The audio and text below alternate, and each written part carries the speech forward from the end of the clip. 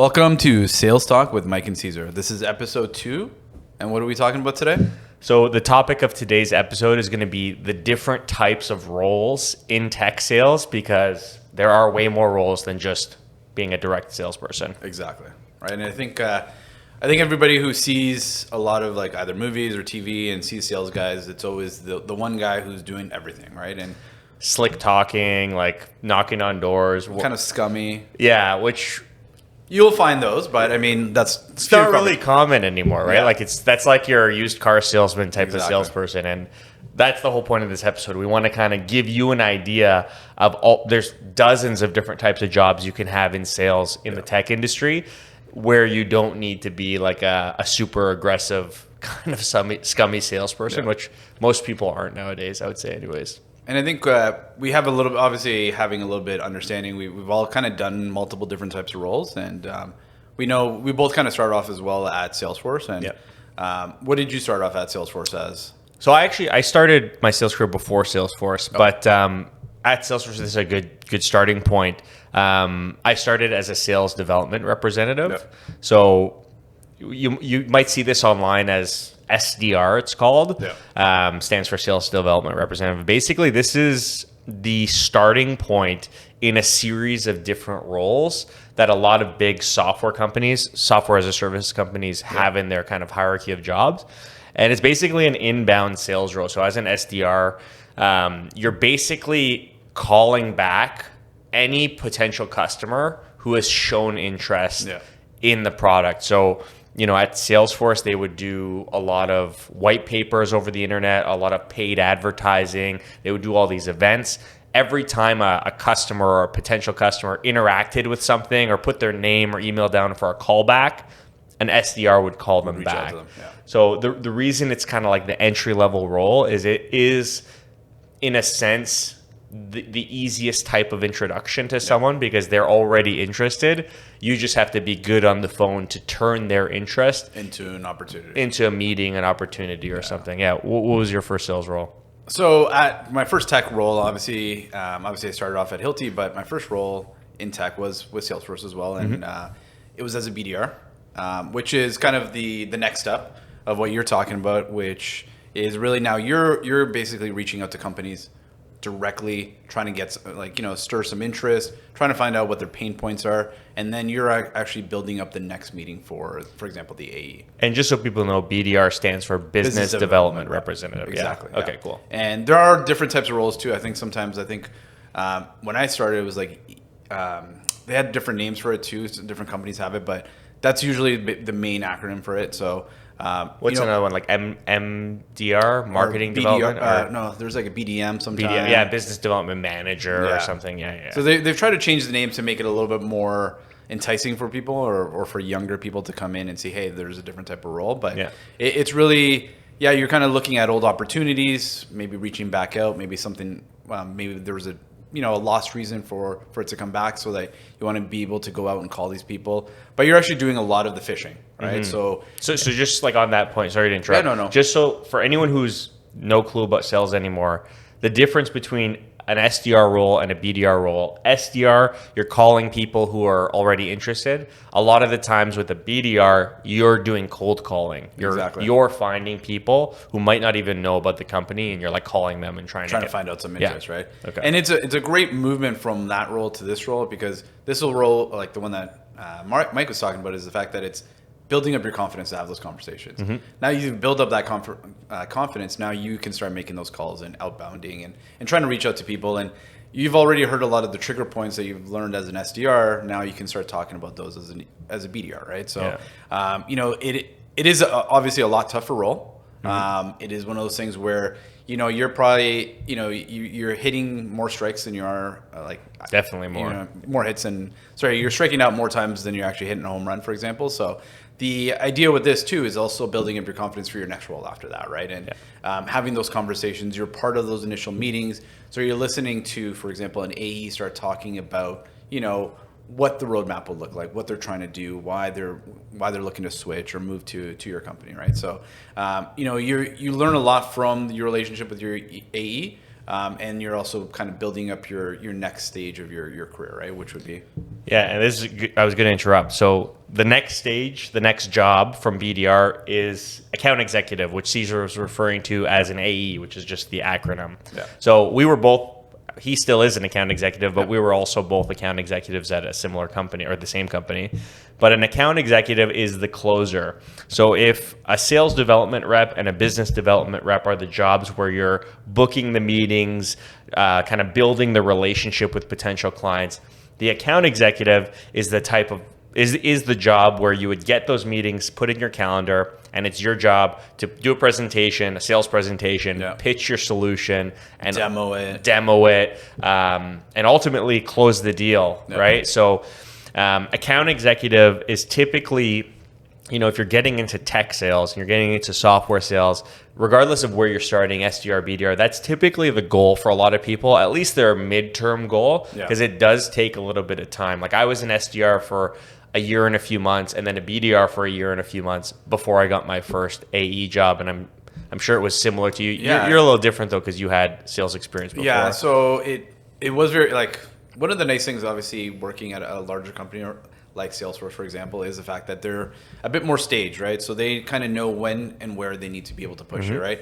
As long as you do the work, you should be getting the next step within this time frame, right? Yeah. So being an AE too, obviously, like having been in a BDR role and then previously as an account manager, you still tend to have different types of skills that you try to translate to going into software, for example, right? So I think one of the things that you do learn about being a entry-level AE, for example, sometimes I think we should talk about that a little bit, is that, when you get into smaller AE roles, you're doing a lot of the work that a BDR would do. Right? Yeah, you're kind of like a joint. Exactly. That's actually a good point too. So most BDRs don't work for like at a lot of software companies, AEs, there's like different levels. There's like small business AE, mid-market, enterprise, whatever. Global. Yeah. And, those different levels typically mean you're working with bigger and bigger companies. Yeah. So what Cesar was getting at is most companies like Salesforce, for example, you'll start as a small business AE where you're selling to companies of like 10 or 20 employees. You might not even have a BDR. Exactly. So to get meetings to close deals, you got to do it yourself, right? So this is actually a good point too, because a lot of people hear, oh, like there's SDR, BDR, AE. I just want to be an AE. That's how you make commission and make all the money.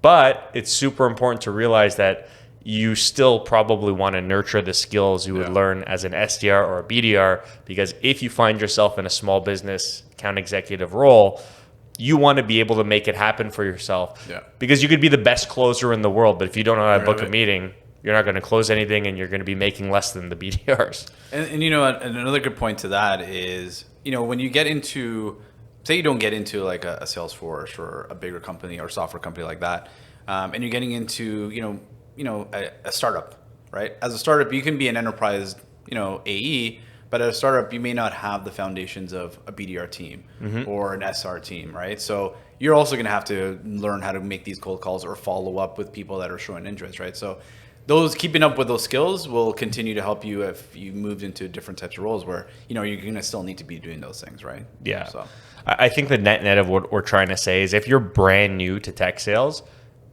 walk before you can run. Exactly. Like don't be so cocky that you think you could just jump into an AE role and make it happen. It is a process, and kind of it goes through that flow, like SDR, BDR, then AE, and it is super beneficial. Yeah. I think, at least, to go through all of them. I think it's beneficial, but also I think the idea of you're learning how to walk before you run, and the idea that you can come in and really understand somebody's maybe their fundamental problems without actually having known the questions or anything before that, right? So that process is a proven process. Like these companies make billions of dollars because that's how they've been able to grow their internal people, right? And that's why there are people at large companies that have been there 5, 10, 15 plus years, right? So so I think it's a tried and true method, but it doesn't always work for everybody. But if you're doing it that way, it's going to make you successful. Yeah. So, I mean, we covered SDR, BDR, AE. Those are probably like the three most direct. common direct sales roles in tech sales. Yeah. But do you want to maybe explain what a solutions engineer is? Because that's another really Yeah. popular one. So there's a couple of things. Actually, I just learned this recently too, that in Canada where we're at, you can't actually, if you don't have an engineering background, you can't actually call yourself a solution engineer. Oh, really? Yeah. Wow. Well, But there's different roles like SC, which would be like a solution consultant. And really what that means is somebody that- Interesting. I didn't know that. I just found that out. Oh, okay. So in the US you can. Okay. But in Canada apparently it's not meant. Like if you don't have an engineering degree, you can't actually put that on your. Okay, so for all the global viewers, what Yeah. Caesar's about to explain applies to jobs called solutions engineer or solutions consultant, depending on where you are in the world. Exactly. Okay. So this particular role usually works with an AE. He maybe tied to that specific person or have multiple AEs that he works with or she works with, and they really are the the foundational piece to the actual SaaS product, right? So they know the ins and outs of what this product can do. They're the expert. They're the experts, right? They do the demonstrations. They may do configurations for the application. So they really get into a call when it's time to see the product live, right? And a lot of times I think one of the beneficial pieces is really doing obviously a out of the box demo, and then having that solution engineer do that demo, and then start to cater the things that customer is looking to do, right? And so they dig a little bit deeper into the more technical aspect of the product, understanding what they need, what they can do, what maybe the limitations of your product is, right? So they're able to talk through that, where obviously the AE may know maybe 10 to 15% of that, but really understand what the total platform does, for example, right? So basically, a solutions engineer or solutions consultant, they would only really get involved with a customer at the point where an AE has someone on the line. They're interested. They've vetted the call. They're vetted like, it. this is an opportunity that we need to pursue. Okay, so the solutions engineer or solutions consultant would only speak to a customer after the customer is at the point where they're interested in the product and they want to see it, And or get through those steps, yeah. and get through those steps, or discuss any potential technical limitations or things like Exactly. that. Okay, Right. cool. So from like a career path perspective, we talked about SDR, BDR, AE, solutions consultants or solutions engineers. If you're going up through the sales path and you're starting at the bottom and working your way up, usually you would want to be an AE, right? Yep. Before you become an SE or an SC. However, depending on the industry you're working in, like we used to work at a company called Intellex, Yep. which is like environmental, health, safety, quality software. If you're from that industry, like if you worked at a company in like the quality space, some companies might hire you directly into a solutions consulting role because of your industry experience, Exactly, right? right. So there's two ways to get into it. You could be like a technical solutions engineer and get in that way, or you could be like a sales rooted solutions engineer and have a really solid sales understanding of the solution. And you have that really good technical background. Yeah. To be able to talk through the application. Yeah. But not necessarily be too salesy where you're having a conversation where that customer thinks, I'm just talking to a salesperson. You're basically that salesperson who is really good at talking to the IT folks at the customers, and you kind of help the AE bring it all together. Exactly. Cool. I think the next step, and I think one thing too, though, when we talk about SCs or SCs and SEs, is that, as you mentioned, they can come from anywhere, right? Mm-hmm. Like I've seen BDRs go straight to an SC because they have that technical background. But the other piece too is that you want them to, the best ones always really understand the problems, right? So they're always kind of learning on the go, right? So I think that's the best thing when it comes to an SC or SC. But I think we want to talk about the next role, which is actually a fairly new role, but it's actually a growing role for a lot of companies because it is very much needed, right? And that's Yeah, that's the customer success exactly manager or customer success representative. Associate, Yeah, or associate. There's so many different titles.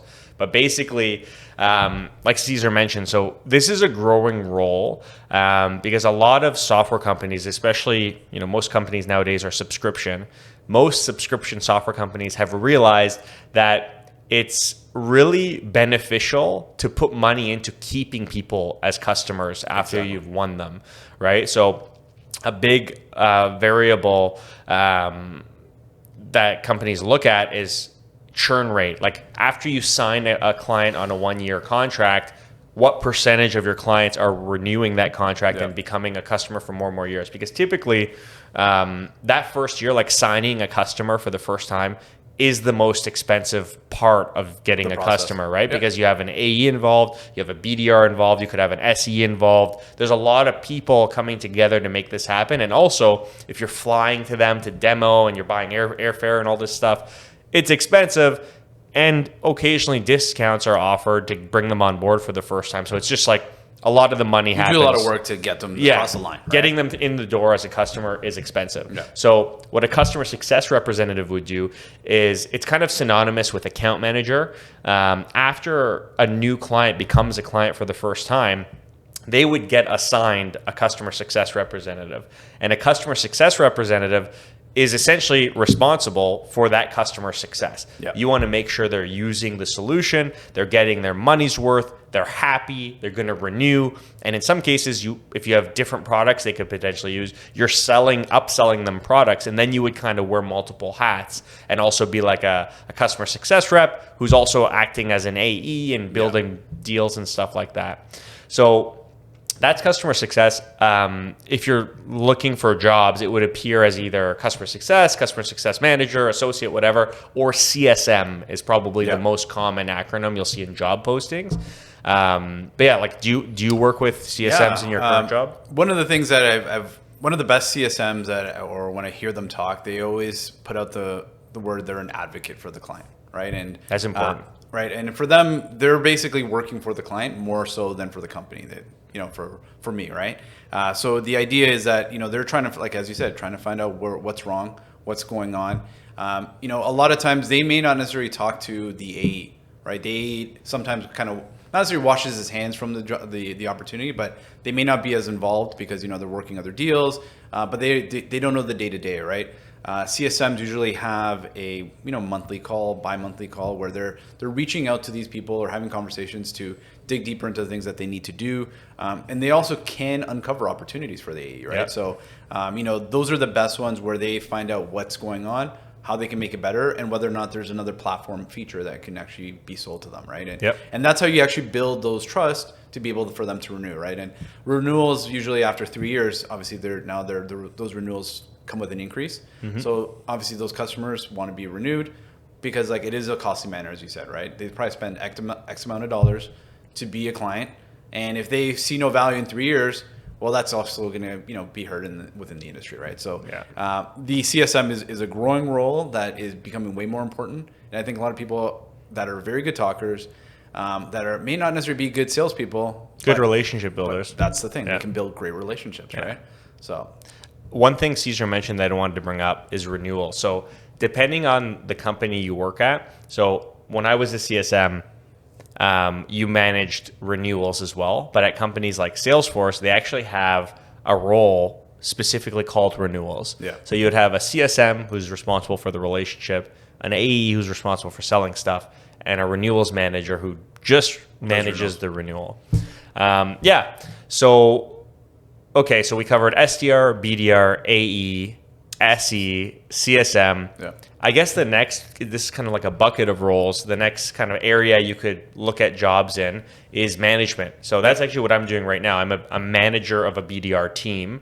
But this is kind of a common trajectory for a lot of people who do want to get that experience in different, day-to-day experience in a job. Exactly. As a manager. So when it comes to tech sales, there are, again, a hierarchy of management. So you could have SDR managers, which would typically be the starting point. Yeah. BDR managers, where you're managing a BDR team. Then you have like AE managers, who could also be called like RVPs, regional vice presidents, directors. There's so many different titles. You always got to clarify when you're looking at a job. Then there's VPs and so on. So when you're looking at a career in sales, I think like this is a good way to kind of close out the episode. I have one more role. One more role? Yeah. One more role. And it's actually a partnership role. Oh, yes. Right? That's a great and, role. This role is actually, it's probably not necessarily as new, but it's becoming more important within software companies where, you're building relationships maybe as you're an AE or maybe as an SC, where you're dealing with companies that implement your software, right? Yeah. And over time, you build up those relationships where, there's a need for that relationship to be, held across the board, right? So, you're dealing with different AEs, but you're also working directly with the implementation partner, right? And a lot of those implementation partners bring different types of skill set, right? It may not just be implementation, it could be industry experience. So like for us, when we were in EHS, you had people that had specific environmental knowledge that would be beneficial for the client, right? So there is partnership managers, partnership director roles where they're basically selling, but you're selling a strategy, right? So this is something where you're looking for the right type of partner for the right type of opportunity working with the AE. So you become the middleman. So you're working multiple relationships. So you have to be really good at that, but also really understanding how this will fit, right? So and sometimes really technical too. Exactly. Yeah. Right. Because you're talking with people that are needing to understand why you're doing this, how that software is going to do it, but then also relaying that back to one another, right? So no, that's a good point. And like a lot of people go the partnership route, not because they hate doing sales, but because you can actually make a lot of money if you're good at bringing deals to partners, or you could go to a partner and work with the company you used to work with and bring deals to that company, right? Which is super lucrative because a lot of these partners are usually like small to mid-sized businesses, right? Yeah. There are some big ones, like for sure, but there are a lot, and it's a growing industry where there are people that are looking to work with them because they're usually better at time to value for the customer, and they have added experience that your existing company doesn't have, right? So, that's a good point. Sorry, I cut you off. No. I'm really happy you brought that one up. So basically, the whole goal of this episode was both to explain all the different roles that there could potentially be for you in a sales career, but to clear the misconception that sales is just one thing. I think we listed like 15 different potential jobs here. Different titles.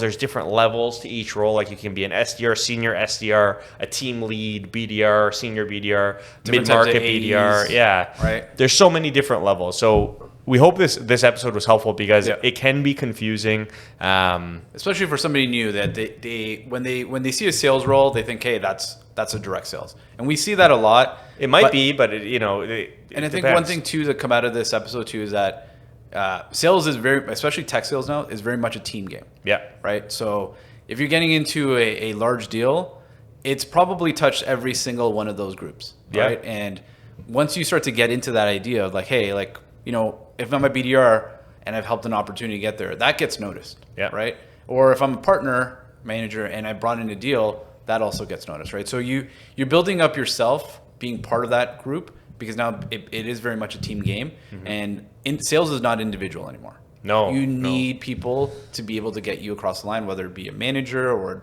VP, but also those little small pieces of a BDR or an SC. A lot of the times even he brings up another good point.